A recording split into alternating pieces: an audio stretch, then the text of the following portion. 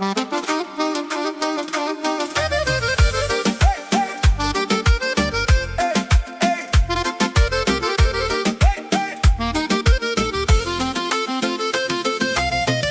trecut prin nopți cu ploaie și dor,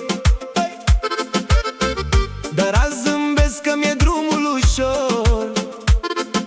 Cine a rămas lângă mine îl țin, pentru ai mei fac din puțin destin. După furtună soarele vine, am muncit în tăcere, acum e bine. Cu ai mei aproape, cu inima sus, tot ce-am visat pas cu pas am ajuns.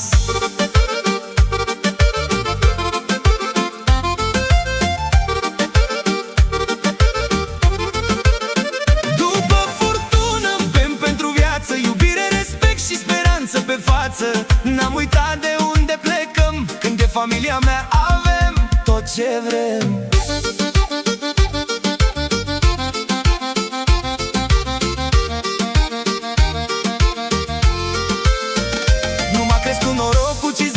Grele, am pus suflet în visele mele. Au râs când n-aveam nimic în buzunar.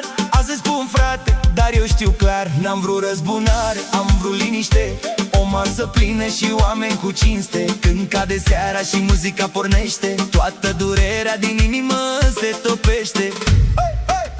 După furtună soarele vine, am muncit în tăcere, acum e bine. Cu ai mei aproape, cu inima sus, tot ce-am visat pas cu pas am ajuns.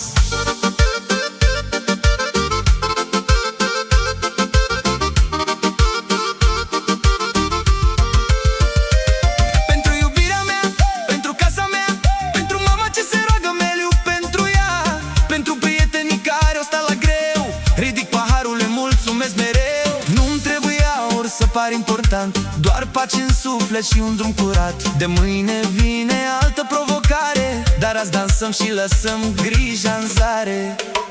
După furtună rămâne lumină, în fiecare om e o altă grădină. Cu dragoste, respect și inima sus, din nimic am crescut și mai departe